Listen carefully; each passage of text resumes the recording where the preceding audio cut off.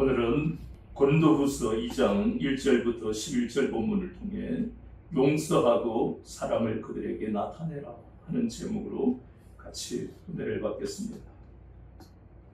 우리는 고린도전서 그리고 후서, 고린도서라는 이 성경을 보면 주님이 바울을 사용하셔서 기록을 했는데 그 내용이 좀 달라요.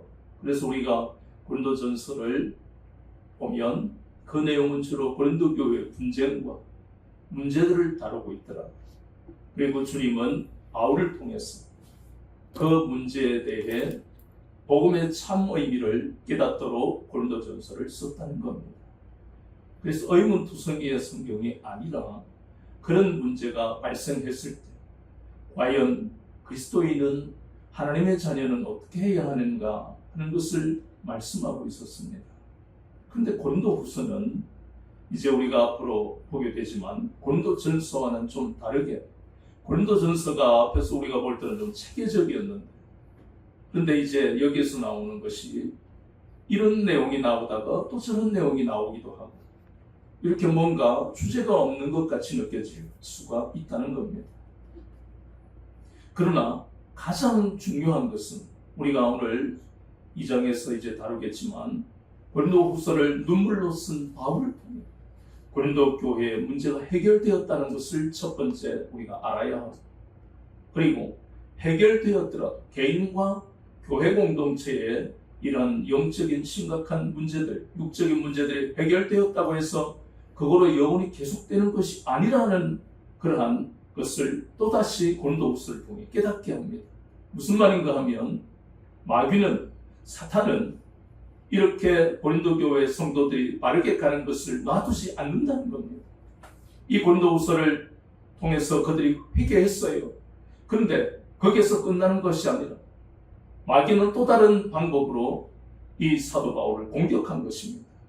그것이 우리가 지난 시간에 보았던 고린도 교회를 방문하기로 한 계획을 변경한 것을, 일부 교인들이 바울을 대적한 것, 그리고 또 앞으로 다루게 될 고린도후서 3장 그리고 10장, 여기에서 주로 많이 나오는 사도 바울의 사도적 권위에 대적하는 그러한 사람들.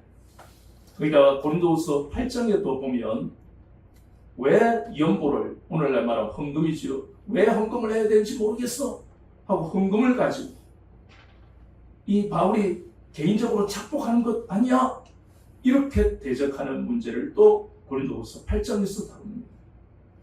그 모든 것의 정체가 바로 마귀가 일부 사람들을 이용하고, 거기다가 구체적으로 예루살렘에서 내려온 그런 유대주의자들, 율법주의자라고 하는 이 사람들이 바울을 이어서 목사가 되면서 그 사람들이 고린도 교회 성도들을 미혹하더라.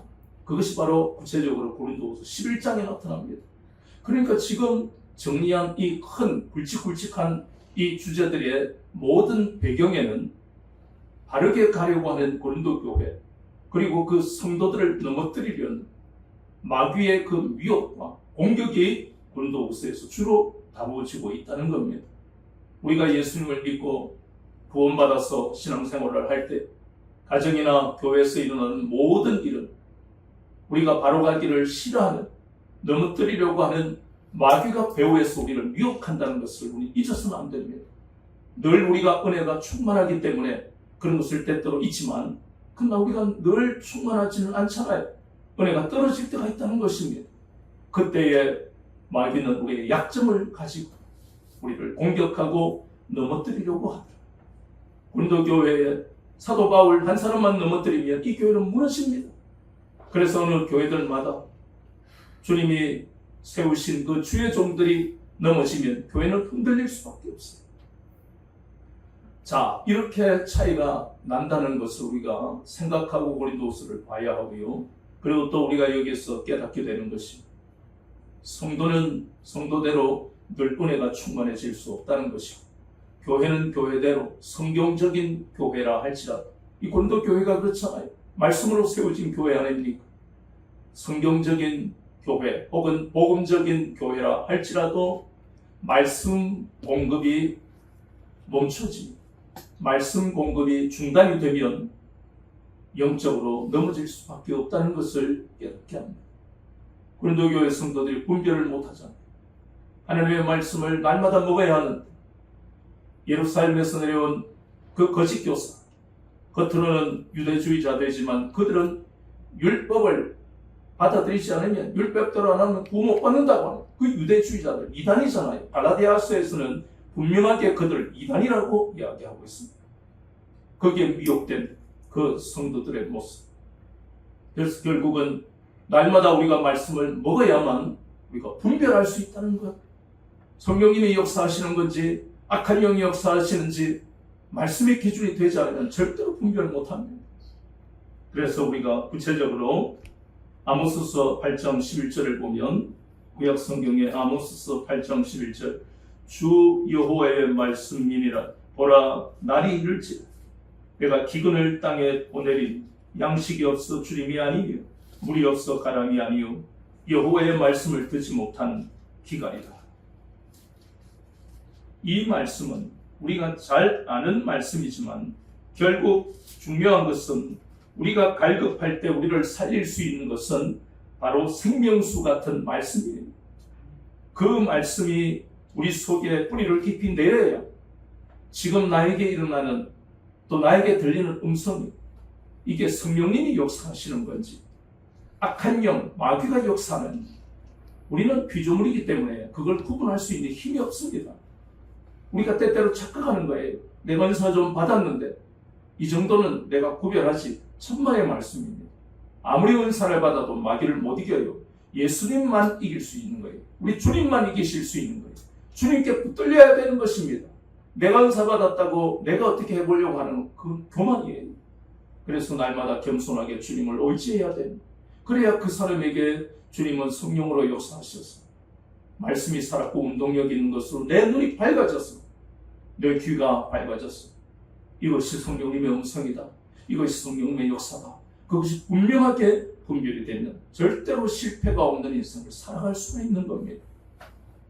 고린도 교회가 이런 여러 가지 문제로 힘들고 어려웠는데, 이제 고린도후서 이 성경을 쓴 이유는 바로 그 배후에 결국은 마귀가 있다는 것을 다시 한번 우리에게 깨닫게 하는 겁니다. 그래서 오늘 우리가 읽어본 그 2장의 1절부터 이어지는 것은 앞에서 이야기한 고린도 교회를 내가 방문하기로 했다가 변경한다. 그 내용이 이어지는 겁니다. 우리는 고린도 전서와 후서를 보면서 개인적으로 혹은 인간적으로 바울이 얼마나 마음에 참 섭섭함을 넘어선 분노가 있었을까. 그는 사도의 어떤 권위를 그리고 권리를 사용하지도 않았습니다. 그리고 그가 어떤 신에 가까운 존경을 받고 싶어하는 마음도 없었습니다. 정말 그는 순수하게 주님이 나를 불러주신 그 은혜에 감사해서 가는 곳마다 교회를 세우고 섬겼는데, 고린도교회 성도들이 바울에게 하는 것을 보면서 얼마나 상처가 되었을까. 분노하고 상처가 되었을까. 그런데도 불구하고 우리가 고린도전서를 읽어보고 후서를 지금 읽으면서 참 이 사람 마음 속에 그것을 넘어서는 용서와 주님의 사랑이 있구나. 그걸 우리가 느낄 수 있습니다. 용서와 사랑이란, 특히 사랑은 우리가 사실 구체적으로 이야기하기가 쉽지가 않습니다. 어디까지가 주님의 사랑인지. 근데 우리는 바울을 보면서 이것이 바로 주님의 사랑이, 바울 속에 있는 이게 바로 사랑이구나. 분노하지 않고 억지로 참지 않고 이 모든 문제를 일으킨 교회의 성도들을 향해서 눈물로 그들에게 오직 복음에 근거해서 그들을 바르게 가르치고 복음의 참 의미를 깨닫게 하는, 이것이 바로 성도여 더 나아가서 주의 종이다 하는 것을 우리가 보면서 도전이 되는 겁니다. 방문 계획에 대해서 변경을, 바울의 인격을 가지고 얼마나 무시합니까? 고린도후서에서 나오는 내용이 대부분 그런 게 많아요. 고린도후서 11장에 내가 이 교회를 눈물로 세우고 기도하고 너희들을 양육해서 열매를 맺게 했는데 내한테는 고맙다, 잘한다, 사랑한다 표현도 안 하면서 예루살렘에서 내려온 거짓 교사들에게는 아이고 목사님하고 잘도 하는구나. 그게 구체적으로 고린도후서 11장에 나옵니다. 세상이나 교회나 똑같은 것이 그겁니다. 뭔가가 화려하고 대단하고 요란하면 뭔가 자기가 우러러 볼 수 있는 뭔가가 있으면 존경을 표현하는 거가 내하고 비슷하고 별거 없으면 무시하고 싶어. 인간이 약하다는 게 그런 겁니다. 악한 데다가 마귀에게 사로잡힌. 그래서 이 바울을 향해서 당신은 지금 인격이 문제야. 그게 구체적으로 변경 계획에서 나타난 겁니다. 당신은 육체의 지혜로 행하는 사람이잖아. 그리고 경솔하잖아. 그게 경솔이 그냥 실수가 아니라고 그랬죠. 히브리서 12장 16절에 나옵니다. 당신은 망령된 자야. 얼마나 심한 욕입니까? 이건 하나님을 모독하는 죄예요. 그러나 바울은 그들과 싸우지 않았습니다. 주님의 사랑의 마음을 품고. 징계는 하나님이 하십니다. 그러나 목사가 징계하면 안 됩니다. 그래서 바울은 그들을 향해서 그게 아니다. 나도 너희들에게 가고 싶다. 왜냐하면 분쟁과 문제들이 일어나고 있으니까. 바울이 가만히 놔두겠습니까? 금방 달려가서 해결하려고 하지. 그러나 성령님이 막으신 거예요. 성령님이 가지 못하게 하신 거예요. 그것을 지난 시간에 우리는 이쁘시고 선하신 계획을 가지신 하나님의 뜻에 순종하는 것이 먼저다. 그게 주의 종이든 성도든 간에. 가야 할 이유는 100가지, 1000가지, 10,000가지 다 되잖아요. 고린도 교회를 방문해야 할 이유가 수없이 많지만, 그러나 그것을 더디게 하고 잠시 못 가게 하시는 성령님의 음성을 우리는 절대로 무시해서는 안 되는 겁니다. 이런 오해가 있고 대적하는 사람들까지 있어도 바울은 억울하고 원통하지만, 그러나 그는 하나님의 그 선하신 계획을 믿었습니다. 하나님이 미쁘신 것을, 신실하신 것을 믿었다는 겁니다. 내가 그래서 이렇게 순종하는 것이다. 나는 결코 육체의 지혜와 경솔하게 행하는 사람이 아니다. 그것을 한 번 더 지난 시간에 이어서 반복하고 있습니다. 그러고 난 다음에 오늘 중요한 것이 바로 5절부터 쭉 나오는 6절과 9절에 중요한 말씀이 나옵니다. 이러한 사람은 많은 사람에게서 벌받는 것이 마땅하다. 자, 이 편지를 쓸 때 바울은 눈물로 썼다고 그랬습니다. 그것은 우리가 잘 아는 것입니다. 얼마나 큰 고통이 그에게 있었겠습니까? 4절에 보면 내가 마음에 큰 눌림과 걱정이 있어 많은 눈물로 너희에게 썼노니. 이게 주님의 사랑이 아닙니까? 얼마나 마음에 분노가 있고 상처가 있고, 세상 사람 같으면 아니 저것들이 나에게 그럴 수 있어? 이렇게 해도 해야 되는 거 아닙니까? 세상 같으면 벌써 고소했겠죠. 그런데 바울은 눈물로 썼다. 이 편지가 세상의 편지와는 차원이 다릅니다. 성경이라고 하는 겁니다. 성령님이 역사하시고 감동하셔서 쓰여진 하나님의 말씀입니다. 그 말씀이 그들에게 전해지니까 히브리서 4장 12절에 이 말씀이 어떻다고요? 혼과 영과 및 관절과 골수를 찔러 쪼개버리는 겁니다. 이 수없이 많은 문제, 그리고 분쟁을 일으킨 이 교회에 이 편지, 고린도후서라는 성경이 전해지니까 즉시로 회개의 역사가 일어났습니다. 얼마나 놀라운 일입니까? 사람은 다른 사람을 감동시킬 수도 있고 변화시킬 수도 있습니다. 그러나 영혼을 변화시킬 수 있는 인생은 이 지구상 70억이 넘는 인구 중에 아무도 없습니다. 영혼은 오직 하나님만이 감동하시고 변화시키실 수 있습니다. 이렇게 마귀에 사로잡혀서 미혹된 이 고린도 교회 성도들을 향해서 하나님의 말씀이 전해지니 그들은 즉시로 회개의 역사에 나옵니다. 그리고 오늘 보고 있는 6절과 9절의 말씀은 이 바울의 이 편지를 읽는 즉시 회개의 역사와 동시에 교회 장로들은 문제를 일으킨 사람들을 징계했습니다. 가장 대표적인 문제를 일으킨 사람이 세 부류입니다. 우리가 짐작하다시피 첫 번째는 분쟁을 일으킨 사람. 바울파, 아볼로파, 게바파, 그리스도파. 주님의 몸된 교회는 에베소서 1장 10절 말씀처럼 주님이 이 땅에 오신 것은 하늘에 있는 것이나 땅에 있는 것이나 땅 안에 있는 것이나 모두 다툼과 분열 가운데 있는 모든 것을 어떻게 하기 위해서 통일되게 하시려고 오신 거예요. 흩어지고 쪼개어지는 것은 사람의 그러한 분쟁과 분노와 시기와 질투 때문에 일어난 겁니다. 하나 되게 하시는 것은 항상 하나님의 뜻입니다. 우리가 성령 안에서 하나 되어야만, 그래야 우리는 하나님께로부터 복을 받게 되어 있습니다. 이 하나 되게 하는 것. 그런데 하나 되게 하지 못하고 이렇게 내파로 나뉘게 하는 것은 마귀의 역사입니다. 그러니까 그렇게 파벌을, 분쟁을 일으키는 사람들은 전부 마귀의 사로잡혀서 마귀의 역사가 일어난 마귀의 졸개들이라는 겁니다. 이것은 사랑으로 덮을 문제가 아니라는 겁니다.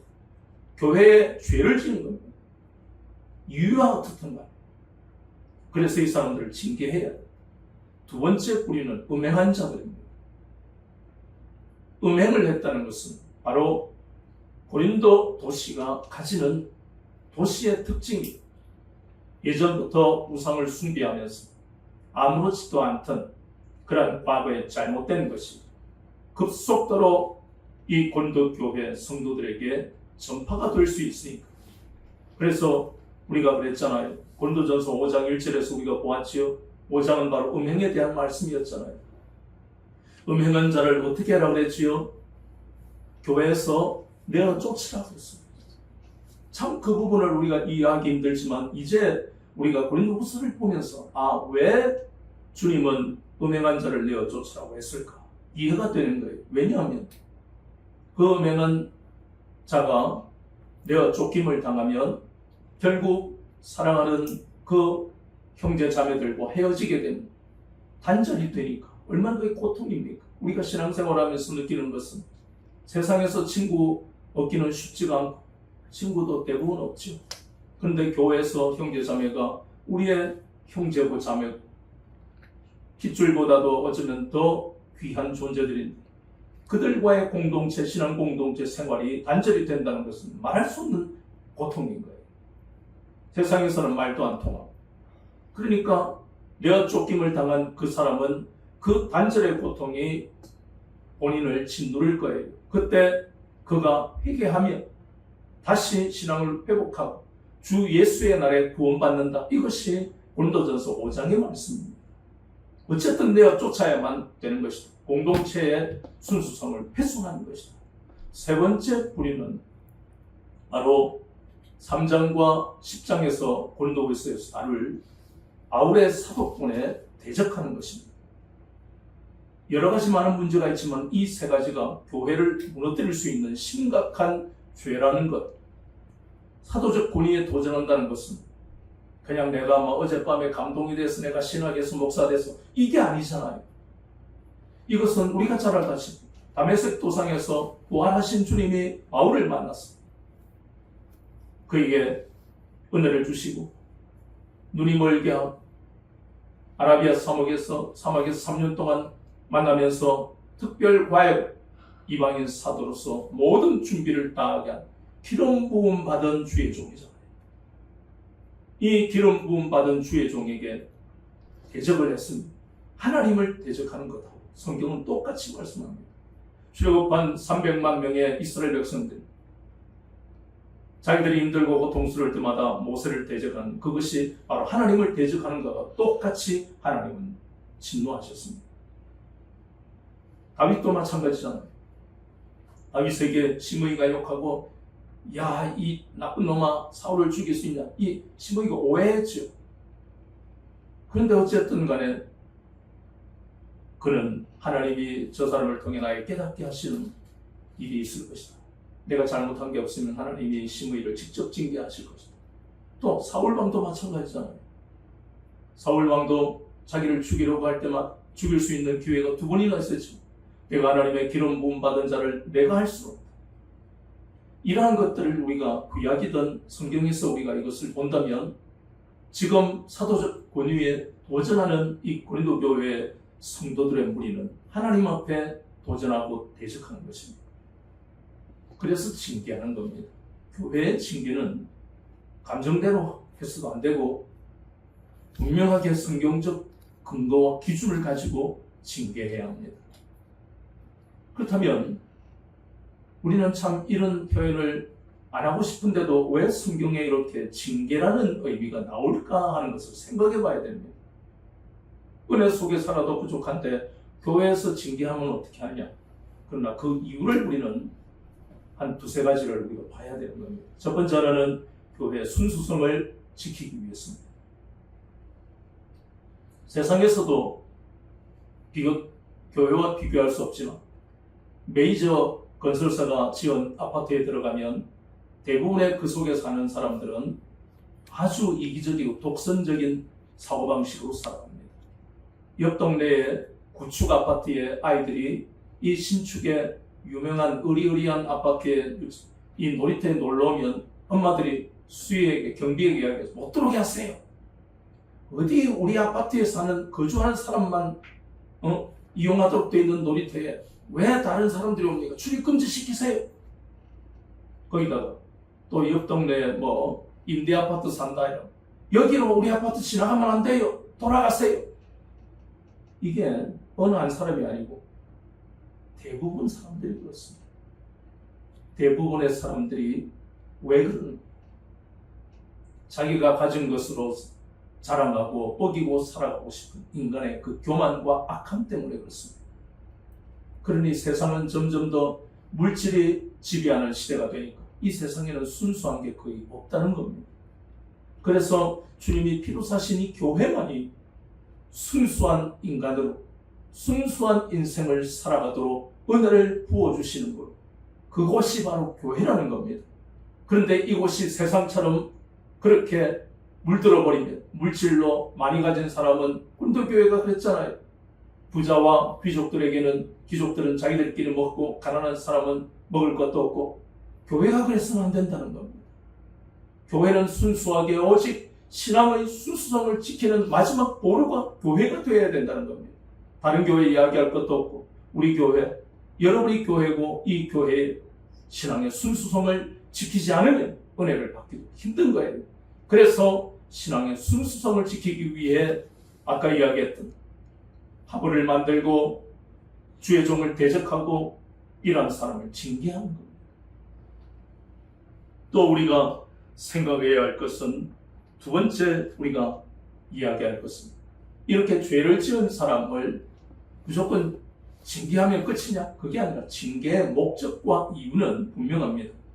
세상은 감옥에 가두는 게 목적이지만 교회에서의 징계는 그 사람으로 말미암아 회개하게 하도록 돕는 것이 징계, 그것이 방법 중에 하나라는 겁니다. 잠깐 성도들 서로를 분리시키는 겁니다. 교회를 무너뜨릴 것 같은 그것은 이 형제 자매들이 아니고 사실은 아까 뭐라고요? 거짓 교사에 속아서 더 나아가서 마귀에 미혹된 사람들이기 때문에 일단은 분리시켜서 내가 무엇을 잘못했는지 자숙하고 묵상하는 시간이 필요하다는 겁니다. 내가 마귀에 미혹됐구나. 주님의 몸된 교회를 무너뜨리려고 했구나. 주님의 기름 부으신 주의 종에 내가 대적했구나.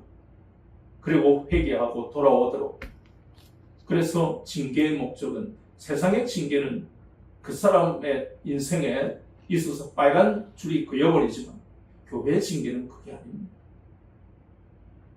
하나님은 하나님의 자녀를 사랑하시기 때문에 그가 바르게 신앙생활을 하도록 돕는 방법 중에 하나가 징계. 우리가 흔히 고난이라고 하는 것이 바로 이런 징계로 나타나기도 합니다. 그래서 이러한 회개의 놀라운 역사가 일어난 그는 다시, 교회는 다시 그를 이 공동체 속에 오도록, 그 놀라운 이 기사가 우리가 잘 아는 예수님이 말씀하신 누가복음 15장이잖아요. 그 누가복음 15장에 보면 두 아들이 있었는데 작은 아들은 아버지 생전에 그냥 나에게 재산을 나눠주세요. 그래서 그 재산을 가지고 자기 하고 싶은 대로 하다가 그걸 성경은 허랑방탕이라고 그러잖아요. 하고 싶은데 돈이 있으니까, 돈이 있으면 뭐든지 하잖아. 내가 말이지 내 평생 정말 하고 싶은 일을 내가 명단에 다 했는데 그 중에 하나가 크루즈호를 타고 말이지 세계를 일주하는 거야. 뭐 어쩌고 저쩌고. 그러고 저러고 하니까 돈 다 써버리고. 성경은 그의 비참한 상황을 이렇게 표현하지 않습니까? 돼지가 먹는 쥐염 열매를 먹었습니까? 그것도 못 먹었습니다. 얼마나 비참합니까? 그러나 하나님이 그 인생을 사랑하십니까? 그의 마음에 아버지께로 내가 돌이켜야 되겠다. 아버지 집에 이제는 아들로서는 자격이 없고 품꾼의 하나로서 써달라고 해야 되겠다. 이게 바로 돌이키는 겁니다. 회개의 의미가 바로 이렇게 예수님은 비유적으로 나타내신 겁니다. 아버지의 집으로 다시 돌아와야 되겠다. 그것이 회개입니다. 아버지의 집은 바로 하나님 아버지를 의미하잖아요. 하나님 아버지는 우리의 죄에 대해서 징계하시고 진노하시고 분노하시지만 그러나 우리가 돌이키기만 하면 그 아버지는 둘째 아들이 온다는 소식에 거리가 먼데도 버선발로 그냥 달려갔어. 아들을 안잖아요. 그 둘째 아들은 아버지의 꿈에 안기면서 무슨 생각이 들었을까요? 우는 것밖에 없었지 않겠나? 우리가 생각. 나 같은 아들을 아들이라고 인정해 주시는 그 아버지의 한없는 그 큰 사랑에 감격해버리잖아요. 그래서 우리가 돌아온 탕자다 이렇게 이야기합니다.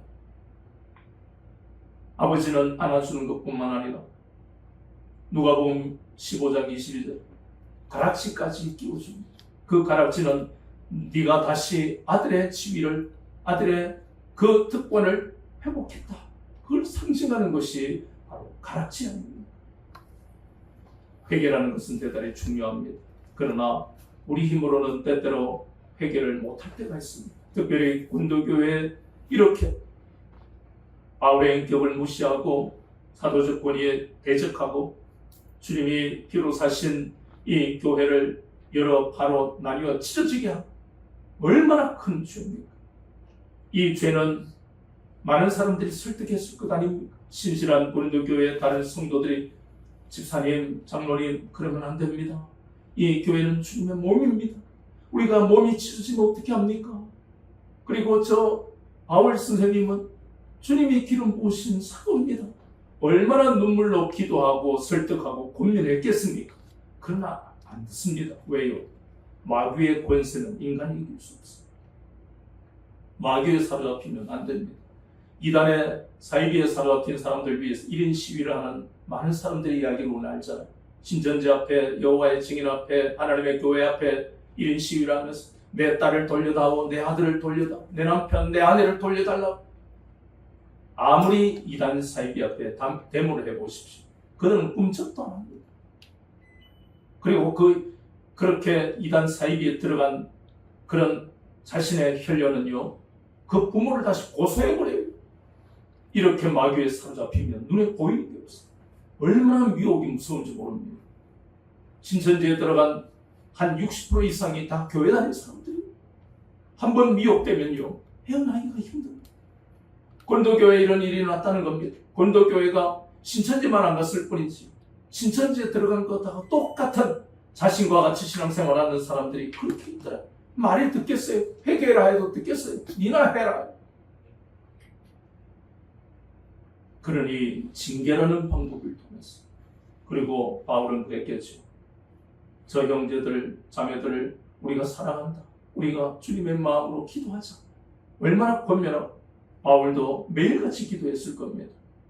그래서 징계의 목적은 어떤 사람을 정죄해야 하는 것이 아니라 교회의 순수성을 지키면서 그들이 회개하고 돌아오기를 바라는 그러한 방법 중입니다.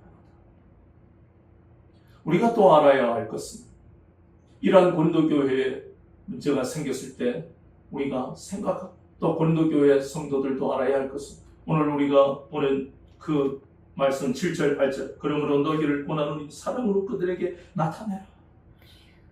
가장 중요한 것이 바로 이겁니다. 고린도교회는 그리고 이 땅의 교회는 회개한 사람을 사랑으로 품어야 된다는 것. 이게 결코 쉽지 않습니다. 그러나 이 모든 것 징계하고. 세 가지 우리 보잖아요. 첫 번째 징계하는 것. 그리고 회개하도록 만드는 것. 그리고 사랑으로 품는 것. 이건요, 우리 노력으로, 교회에 있는 성도들 노력으로 되는 게 아닙니다. 성령님이 강력하게 역사하시고. 그래서 이 고린도 교회도 기도했을 것 아닙니까? 성령님, 이 사람을 징계합니다. 이 사람이 시험 들지 않도록. 이 공동체와 이제 앞으로 1년이든 2년이든 단절될 때 그 기간에 외로워하지 않도록 성령님, 저 사람을 붙들어 주세요. 회개하고 다시 이 공동체에 돌아올 수 있도록 은혜를 주세요. 오직 성령님을 의지하는 거예요. 인간의 힘으로는 변화 못 시킵니다. 그러나 남아있는 사람들이 해야 할 역할은 굉장히 중요합니다. 그것이 바로 뭡니까?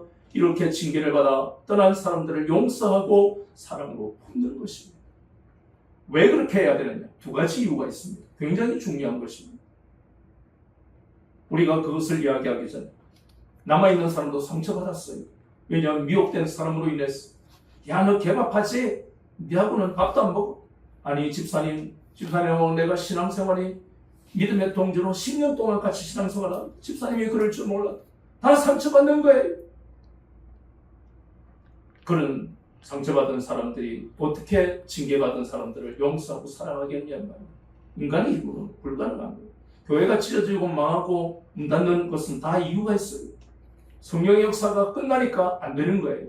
상처 입은 교회 힘듭니다. 그러나 그럴수록 성령님이 강력하게 역사하시도록 기도해야 되는 거예요. 그래야 분열하고 찢어진 교회가 다시 일어서고 하나가 될 수 있는 겁니다. 인간의 힘으로는 안 됩니다. 고소고발밖에 안 돼요. 자, 왜 우리가 이렇게 징계받은 사람들, 회개한 사람들을 용서하고 사랑해야 합니다. 첫 번째는 마태복음 18장 21절에서 35절까지 말씀입니다. 우리도 과거에 10,000달란트 죄에 빚진 자입니다. 10,000달란트의 죄는 갚을 수 없습니다. 그러니까 세상으로 보면 당신은 감옥에서 1000년 동안 있어야 됩니다. 그런 의미예요. 아니, 10,000년 동안 있어야 됩니다. 못 나옵니다. 우리가 그런 죄를 지었다는 겁니다. 때때로 우리가 망각하는 것이 그겁니다. 감옥에 안 있다 보니까 죄인이라는 것이 인식이 잘 안 될 때가 있어요. 저와 여러분이 인식해야 할 것은 우리는 10,000년 동안 세상에 살 수 없고 감옥 속에 있어야 할 인생이었다는 것을 자꾸만 점검하세요. 그렇지 않으니까 자꾸 교만해지고 시기 질투하고 죄를 짓는 거예요. 우리는 감옥에서 살아야 될 사람들이었어요. 그런데 우리는 하고 싶은 대로 다 하잖아요. 그러면서 원망불평하고 하나님 원망불평. 우리는 잊지 말아야 할 게 때때로 10,000달란트의 죄의 빚을 졌는 그것도 묻지 않으시고 그 죄의 빚을 탕감해 주셨습니다. 죄의 빚을 탕감받은 사람들이라는 걸 잊지 말아야 합니다.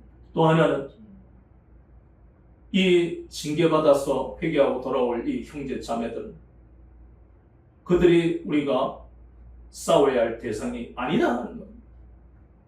싸워야 할 대상은 고린도 교회 성도든 오늘날 교회들이든 우리 교회든 싸워야 할 대상은 같이 신앙생활 하든 혹은 같이 신앙생활 하고 있는 형제자매가 아니고 누굽니까? 마귀다. 마귀. 우리가 싸워야 하는 것은 마귀예요. 남편이 아니에요. 아내가 아니에요. 다른 성도가 아니에요. 내 자녀와 싸우면 안 돼요. 부모와 싸우면 안 돼요. 오직 마귀와 싸워야 돼요. 우리의 싸울 대상은 오직 마귀라는 것을 잊어서는 안 되는 거예요. 그래서 베드로전서도 그렇지만 마귀를 대적하라고 그러잖아요. 대적하는 거예요. 마귀와는 하소연하고 타협하고 그런 게 없습니다. 우리를 항상 넘어뜨리려고 항상 죄를 짓게 만드는 그 위협과 공격, 그 대상이 바로 마귀입니다. 우리의 적입니다. 그래서 많은 사람들이 정치가 어쩌고 하지만 우리는 망각하면 안 됩니다. 우리의 적은 마귀라는 것. 그래서 어쨌든 우리가 해야 할 것은 누구나 죄를 짓고 잘못할 수 있습니다. 그러나 그러한 부분을 우리가 어떻게 해야 하느냐 하는 것을 회개하고 돌아오도록 기도하고 회개하고 돌아오면 용서하고 사랑으로 품는 것이 주님이 원하시는 겁니다. 이건 선택사항이 아니에요. 무조건 그렇게 해야 합니다. 우리도 용서받고 주님의 사랑을 받고 있기 때문에 이것은 선택사항이 아니에요. 그리스도인이면 하나님의 자녀는 마땅히 해야 하는 것입니다. 이렇게 할 때 비로소 우리는 때때로 우리가 실수하고 죄를 지어도 하나님은 또 우리를 용서하시고 또 사랑으로 품어주시는 겁니다. 우리가 그러한 삶을 사는, 이것은 세상에서는 없는 방법이에요. 세상에서는 없는 가치관입니다. 그래서 우리가 이러한 고품격의 삶을 살도록 오늘도 성령님은 우리를 이런 진리로 인도하고 계시는 것을 잊지 마시고 믿음으로 이러한 것을 살아가는 여러분의 인생이 되시기를 우리 주 예수 그리스도 이름으로 축원합니다.